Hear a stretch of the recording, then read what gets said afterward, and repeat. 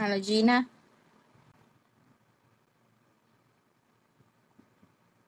Okay.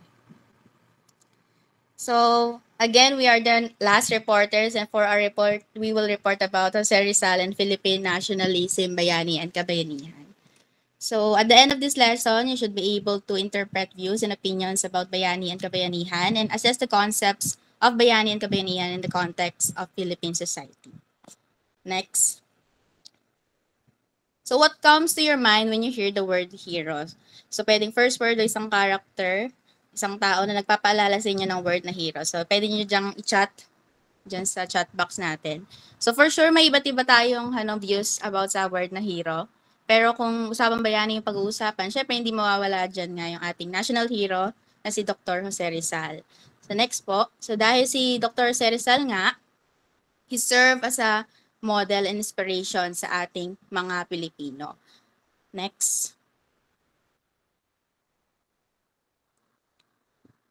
So, yung kanyang naging buhay, yung kanyang naging buhay sa ideals and aspirations, dyan nakalagay dyan, ay talagang may magandang influence sa ating lahat. And as a man of education, he highly regarded yung academic excellence at bilang isang tao all throughout his life, he valued yung nationalism, patriotism, and heroism. So, sa buong report na ito, matutuhan natin kung bakit si Rizal ay may tuturing na isang bayani. Ano ba yung mga dahilan? So, pero bago yun, sa part ko muna, ay i-discuss natin yung iba't ibang definition ng bayani at ano ba yung pagkakaiba nito sa word na hero. Next. Next. So, ayon sa Merriam-Webster Dictionary, yung hero is a mythological or legendary figure, often of divine descent, endowed with great strength or ability. So, yung hero, according dito sa dictionary, ay isang mythological figure. Alam naman natin, yung mga mythological figure, kadalasan sila yung mga superpowers na beyond sa kayang gawin ng isang normal na tao. Yun yung madalas na ginagamit sa mga palabas ng mga characters. On the other hand, next, yung katumbas naman ng word na hero sa Filipino, ay bayani. So sinasabi na may similar aspects naman daw yung meaning ng hero at bayani, pero nagkakaiba lang batay sa sitwasyon o yung context sa paggamit ng word. So bayani, ayon sa Bikasan Dictionary, ito ay isang hero, patriot, taong makabayan, a person who volunteers or offers free service. So, according dito, yung bayani, self-explanatory, isang taong makabayan, tumutulong na walang hinihinging kapalit para sa ikakatagumpay ng lahat. On the other hand, yung UP Dictionaryong Pilipino, it gives 3 meanings for bayani. Next. Yan.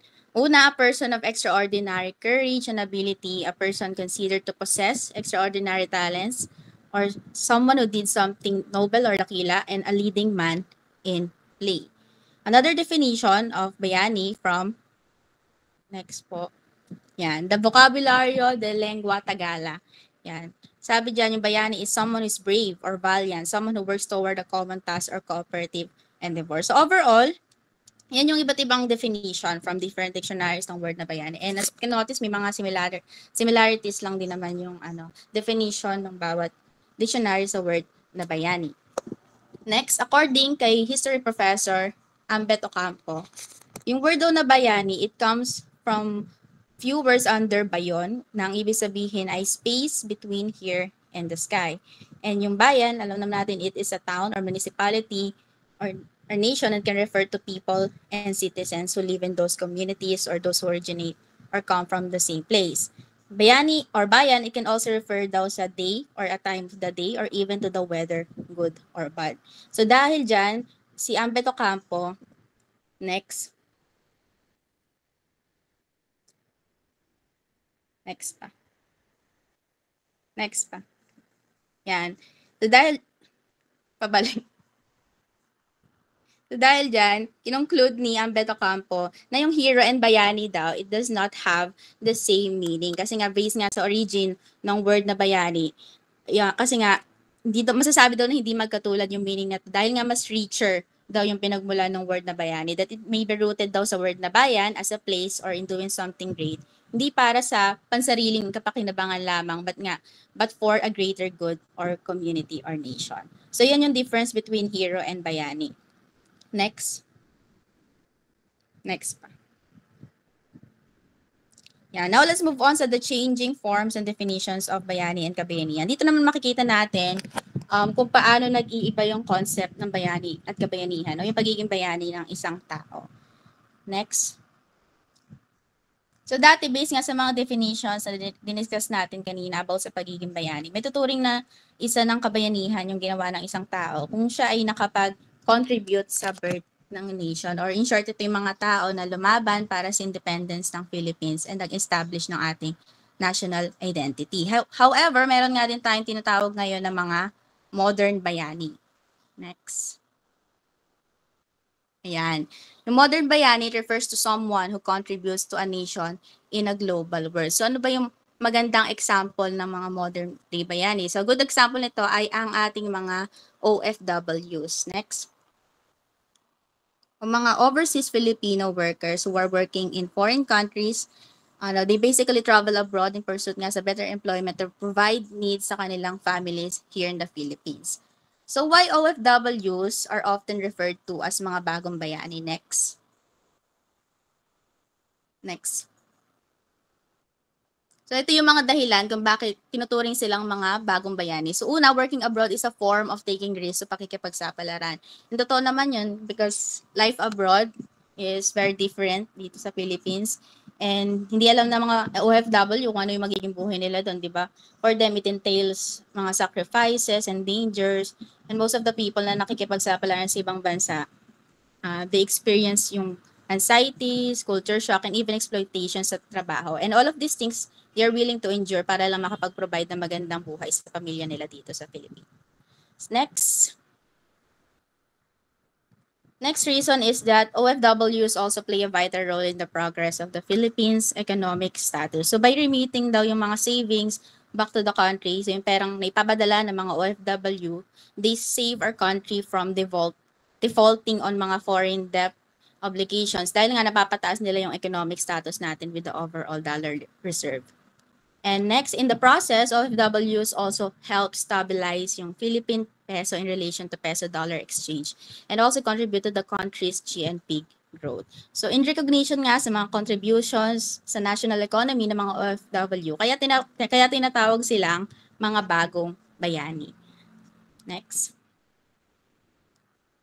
Yan, to recognize OFW as modern heroes, yung Philippines, they celebrate December as the month of overseas Filipino workers. And sa ngayon, sa time natin, di ba marami pa tayong tinuturing na mga modern heroes. Hindi lang naman mga OFWs, meron din tayong mga healthcare workers, police officers, of course, teachers, and also mga volunteers and community helpers. So all of this shows na pinapakita lang nito na yung konsepto ng kabayanihan and bayani do shift and evolve throughout the time. Next. Next. Yan. Kaya naman sinasabi dyan yung isang Filipino historian and pantayong pananaw proponent, Dr. Zu Salazar, tungkol sa konsepto ng pagiging bayani. Yan. Hindi ko nababasahin. Sinasabi lang ni Dr. Salazar dyan na lahat tayo, any one of us can be a bayani in our respective communities. Dahil daw yung kabayanihan naman ay hindi lamang basta masusukat sa kung gaano kadami yung napatay ng isang tao tulad dati. Dahil nga tulad nga ng na-discuss natin, nagbabago yung concept ng pagiging bayani at kabayanihan. So tulad ngayon, may tinuturing na nga tayo mga modern heroes. So encourage lang tayo nito na kahit sino, pwede maging bayani at magagawa ng isa yon pa sa paraan ng pagpapakita ng magandang influence sa ibang tao at makibahagi sa mga gawain sa bayan.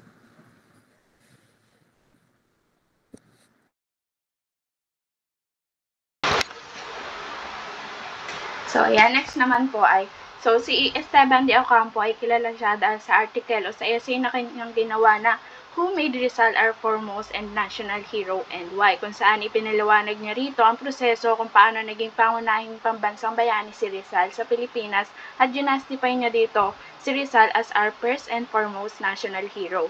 So, next po.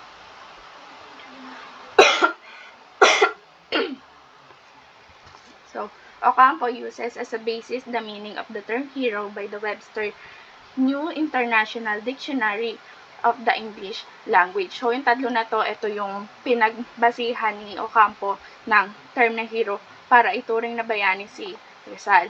So, next po.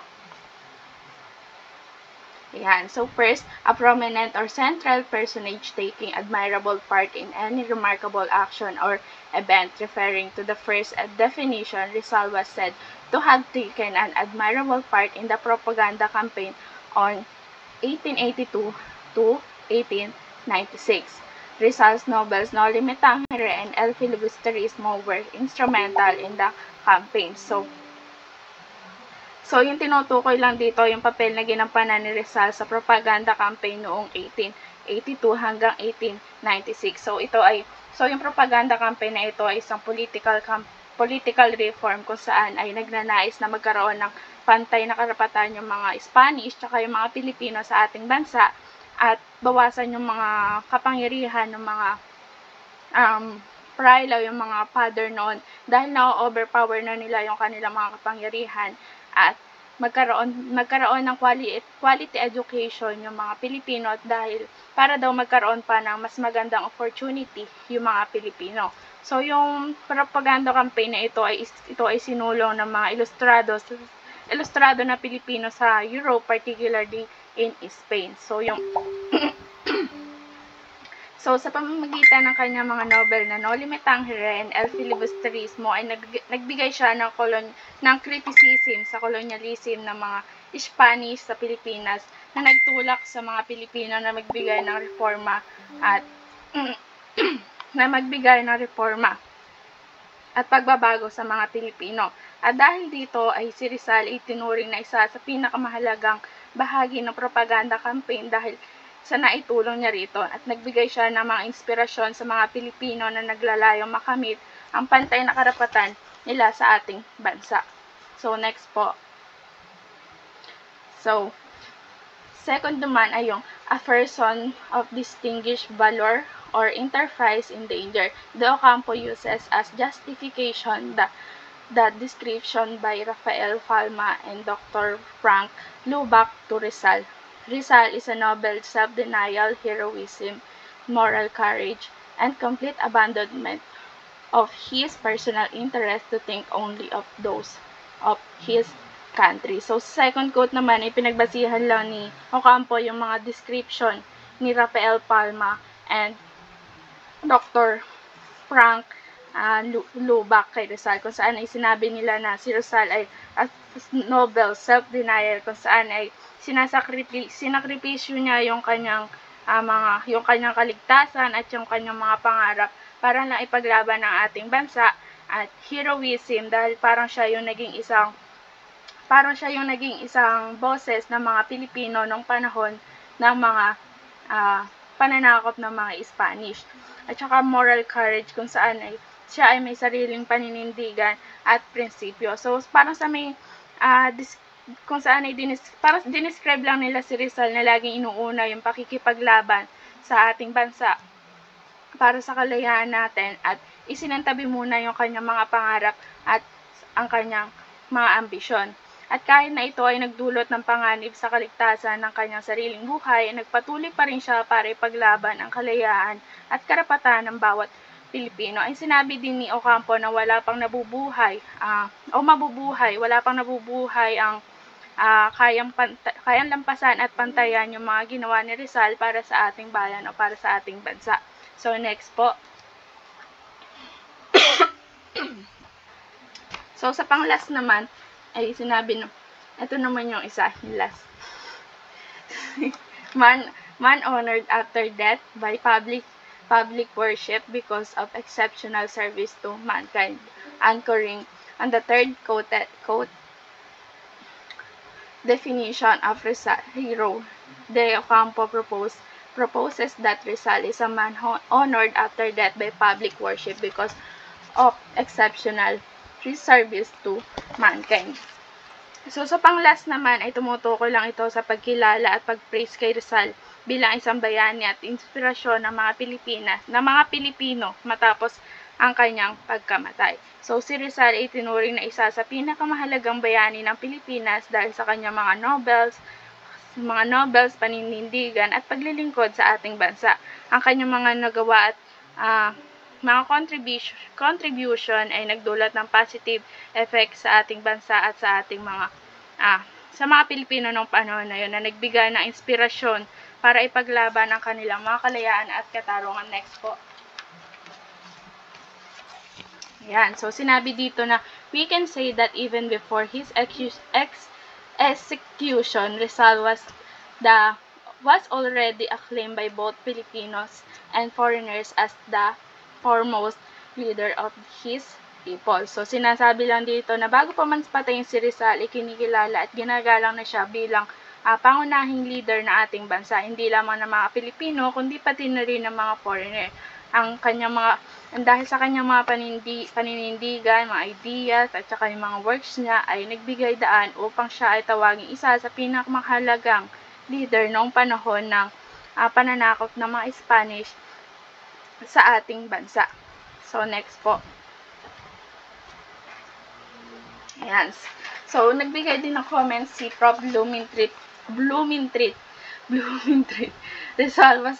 Rizal was the greatest product of the Philippines, and that his coming to the world was like the appearance of a rare comet, whose rare brilliance appear only every other century. So, sa pahayag ni Bloomingtreet na ito, ay sinasabi niya lang na napakalaki ng naging contribution ni Rizal sa Pilipinas. Kaya sinabi niya na si Rizal isang greatest product ng Pilipinas dahil sa kanyang mga ginampanan sa ating bansa.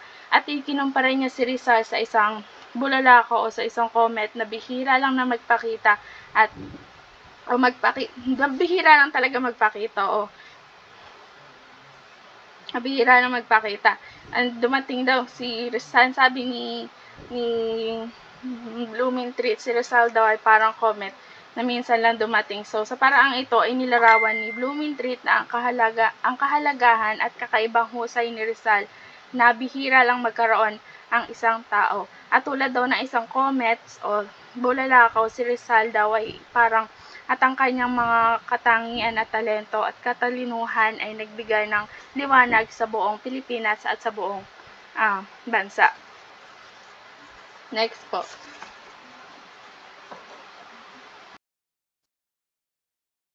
And so, noong December 29, 1897, a year after Rizal's execution, gumawa si General Emilio Aguinaldo and the other revolutionary chiefs ng commemorative program para sa anniversary ng execution ni Rizal. And para mapakita rin yung public's appreciation sa mga kabayanihang nagawa ni Rizal para sa mga bansa at sa mga Pilipino. Next po. Yan. Then, noong December 20, 1898, inilabas ni President Aguinaldo yung official proclamation na gagawing Rizal Day yung December 30. And kasama rin sa proclamation na yon yung nag-uutos na kailangan itaas yung Philippine flag at half-mast mula tanghali ng December 30. And pati na rin yung pagsasara ng mga all offices of the government sa buong araw ng December 30. Next po. Ayan. Then sinabi rin ni De Ocampo na si Andres Bonifacio at hindi si Rizal yung dapat na kilalanin bilang unang pambansang bayani ng Pilipinas. And related to his claim, sinabi rin niya na yung mga pambansang bayani daw ng mga ibang bansa ay mga general na sundalo, while si Rizal ay never humawak ng kahit anong baril, rifle, or sword para sa pakikipaglaban para sa kalayaan ng ating bansa. Next po. Ayan. So, dito naman sinasabi lang na habang yung mga bayani sa mga ibang bansa ay gumagamit ng kung ano-anong sandata, si Rizal ang gamit lang niya ay panulat, demonstrating that the pen is as mighty as the sword to redeem a people from their political slavery. Next. Ayan. So, ito naman yung conclusion ni De Ocampo. Who made Rizal the foremost hero of the Philippines? The answer is no single person or groups of persons were responsible for making the greatest Malayan the number one hero of his people. Rizal himself, his own people, and the foreigners altogether contributed to make him the greatest hero and martyr of his people. No amount of adulation and canonization by both Filipinos and foreigners could convert Rizal into a great hero if he did not possess in him what Palma calls excellent qualities and merits.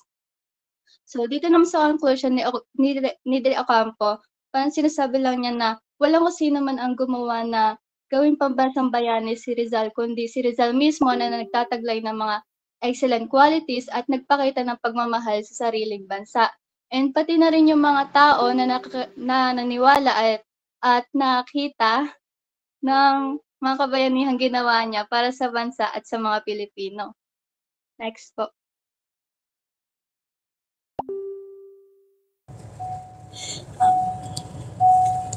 And now let's move on to Rizal and the Philippine nationalism and national symbol. Next po.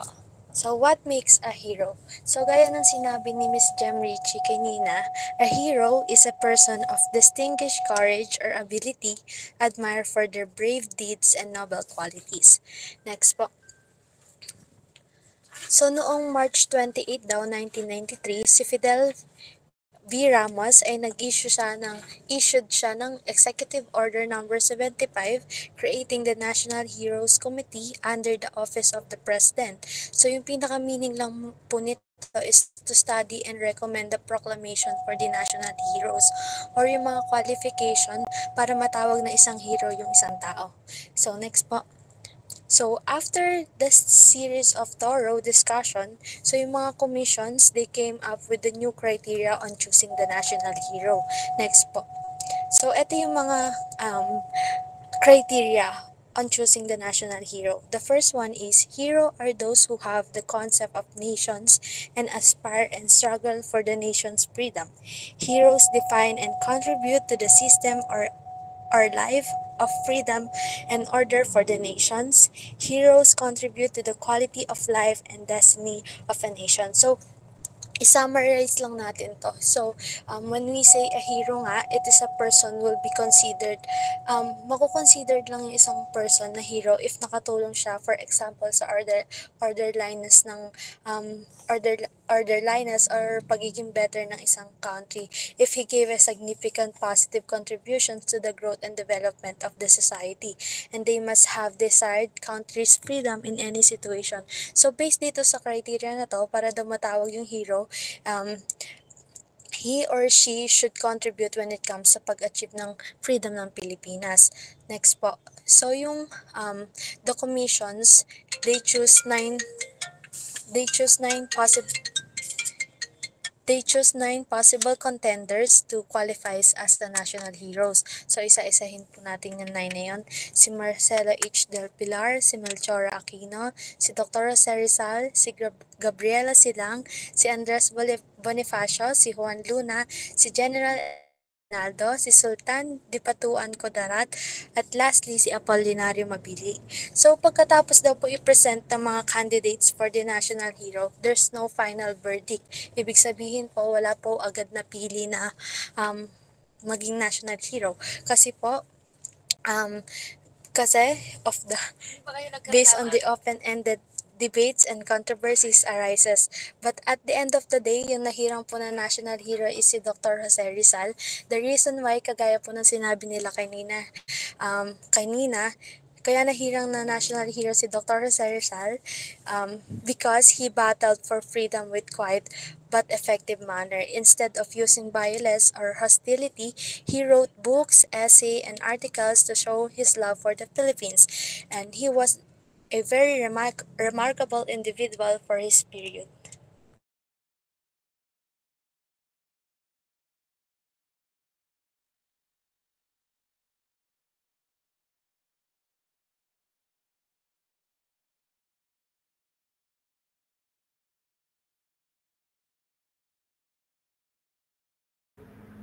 Now, proceed naman tayo sa national symbol of the Philippines. Next po.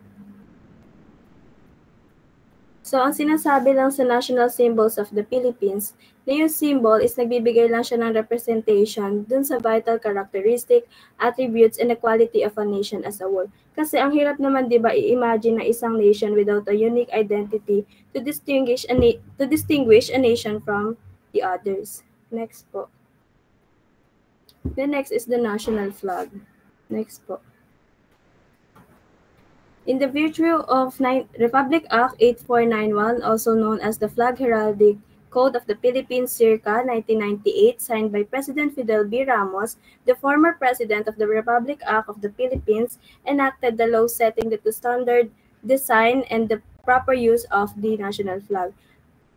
Ang sinasabi lang dyan, yung inaano lang niya yung proper use ng national flag. Kunyari, is nilalagay siya sa flagpole. Yung flag na, yung color blue is nasa taas and yung color red is nasa baba. So, yung ibig sabihin ng white triangle sa flag is yun, isa siyang standards for quality.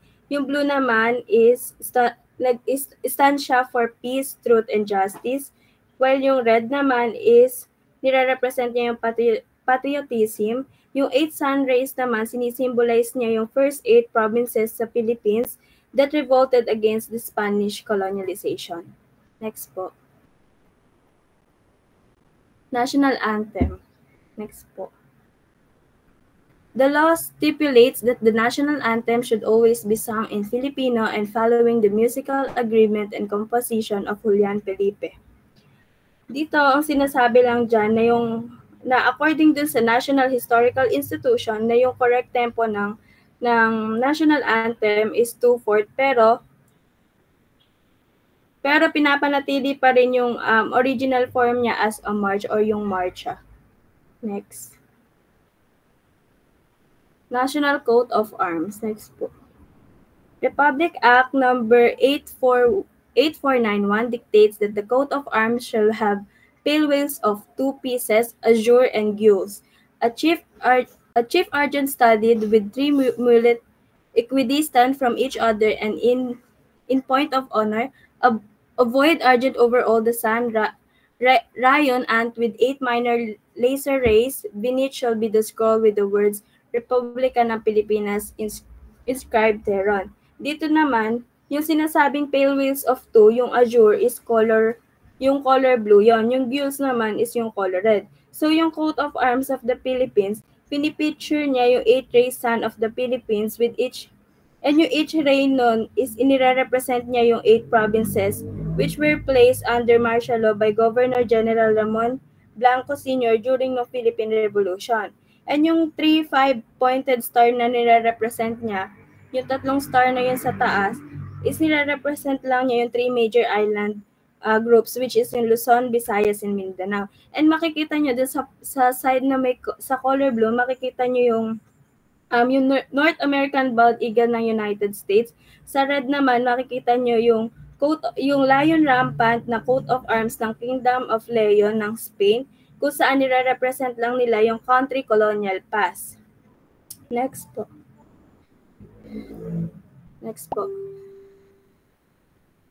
National language. So, according sa Article 14 of the 1987 Constitution, state that the national language of the Philippines is Filipino. So, habang nag-evolve daw ito, kailangan daw natin i-develop and pagyamanin pa yung mga umiiral na wika sa Pilipinas. And kailangan pa natin siya pagyamanin batay dun sa mga umiiral na wika dito sa Pilipinas. Next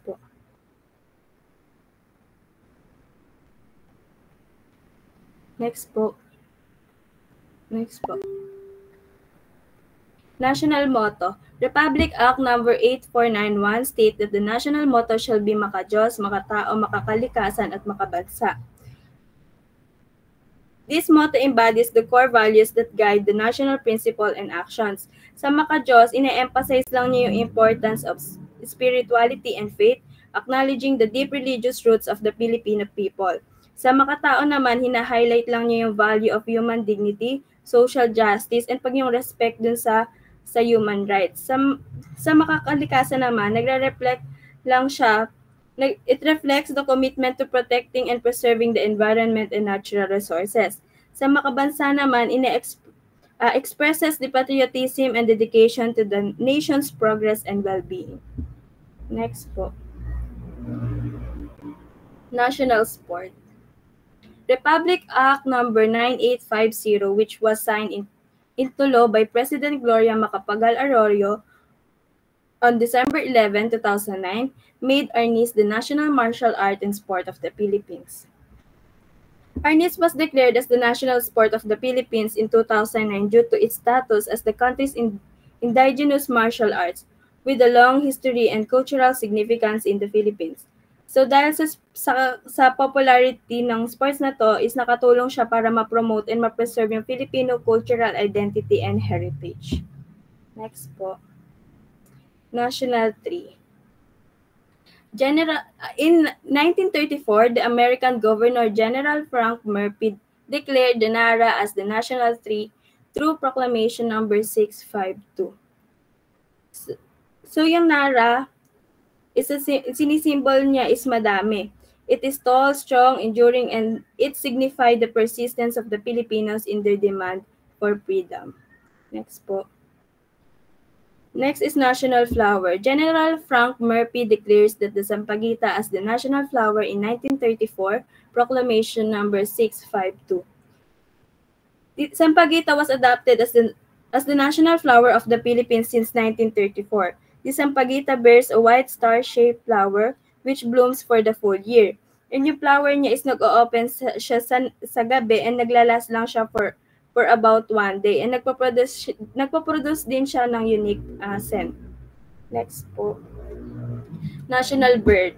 By the virtue of Proclamation number 1732 by President Ferdinand E. Marcos in 1978, it was declared that the national bird of the Philippines is the Philippine eagle. By President Fidel B. Ramos in 1995 through Proclamation number 615. So the Philippine eagle is the national symbol for the rich Filipino heritage, and magandang example din siya para dun sa mga Pilipinong hindi agad daw sumusuko para ma-overcome and ma-achieve nila yung mga goal nila. Next po. The last one is the national gem. So President Fidel B. Ramos contributed yet again to our list of national symbols by declaring the South Sea Pearl, also known as the Philippine Pearl, as the national gem in 1996 with the Proclamation number 905. So the industry has produced the world's largest pearl, known as the Pearl of Allah or the Pearl of Lauche. By declaring the Philippine Pearl as the national gem, the proclamation aims to further promote the cultural heritage of the country and support its national development efforts. Yun lang po.